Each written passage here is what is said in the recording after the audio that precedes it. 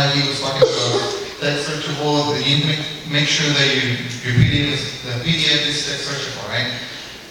We do that for you, so you don't have to worry about that. I'm not going to take pictures of that. If you want to do it on your own, you will have to pay something like for Adobe Acrobat. I think that's like $120. I mean, if you want to do that, go ahead.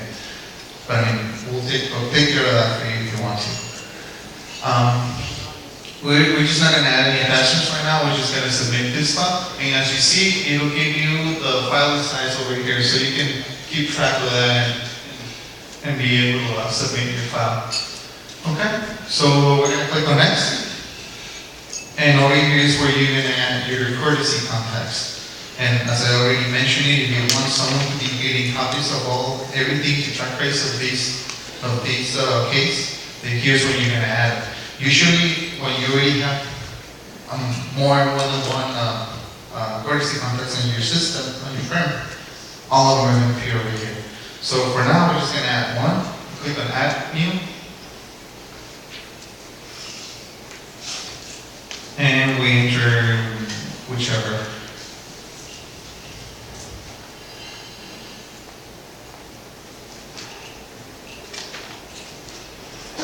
You don't really have to put the address if you don't want to know. The only required stuff is the name, the email, and what type of contact this is. Now remember, this can be private, meaning that it's only a link to your firm. But if you want it to be public, anyone can search for it.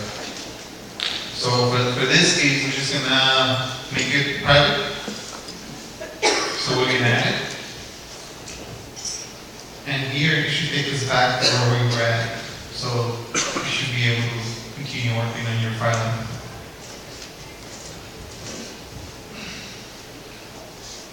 Is that signature, you'll notice that got filed because that's the attorney? What do you mean by that? With that contact, if they put their own address, that's to make sure that they know. Yeah, you mean the information, the email address, to make sure? Yes. Now, so just as I mentioned it over here, you're gonna have. Do you have questions? You sure? Does it make sense? Okay. All right. Okay. Here. Oh, I'm sorry. I was asking on the e-file contact, was that so that the person who filed it got notice that it was filed and the date says? Yeah, exactly. We just added this person, and since we selected this person, once we file this case, once we file it, not right now, once we file it, then I get an email confirmation that this case was filed. And also, when in this case, whenever you accept the case, if you stamp it, then they also gonna get a notification that it was stamped. So in this case, we're gonna select the one we added. And as I mentioned, if you have more in-service contacts, you can select whichever you wanna link to this case. So we're gonna select the one we just added here.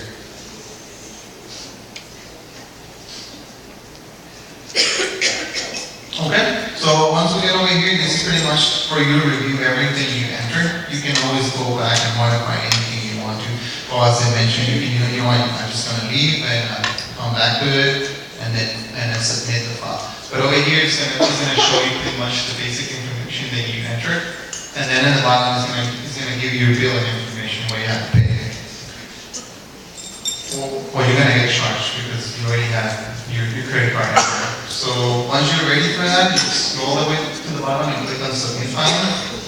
And you're gonna get an envelope ready. That's your envelope for you to check the status of your filing.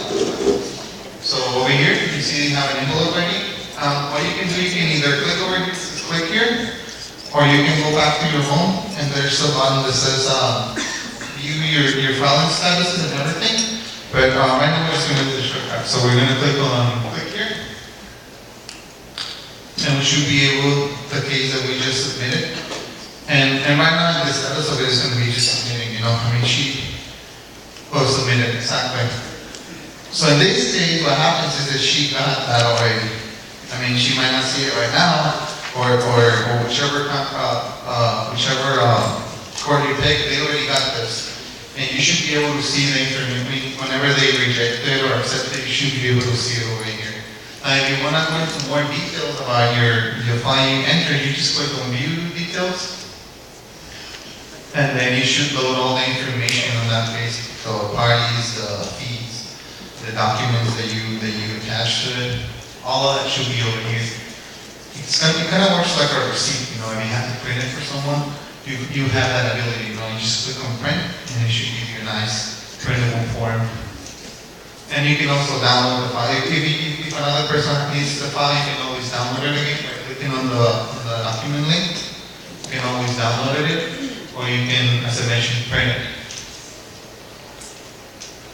And it should give you a nice receipt for you to print.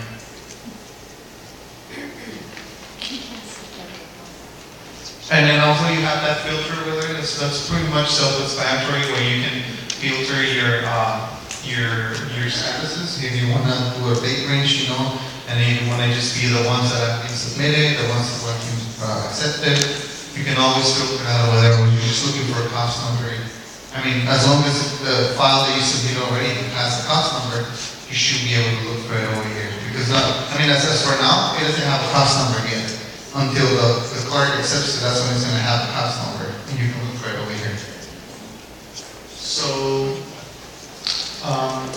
we go back home. Let's go back home real quick. And we're going to search for a cost number.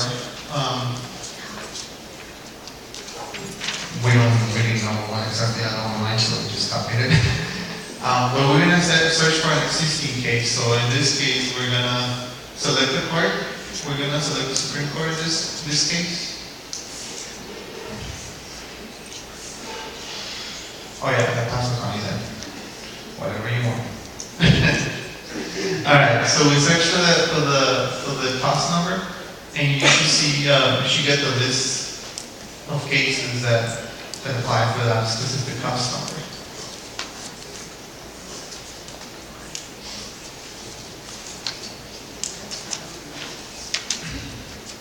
Now, sometimes recently the system takes a little bit longer, loading the information and everything, because we're companies I mentioned before, we're communicating with the state. It's not our system only, so we're only a provider, so we need to get the information from them. That's why it may take sometimes a little bit longer. So, as you see, there was a match for this cost number in El Paso County. So, you can file into this case. If you want to file into this case, you can always do that by just clicking in there. You can view the service contacts that this file has attached, just like clicking on the view contacts for this case. And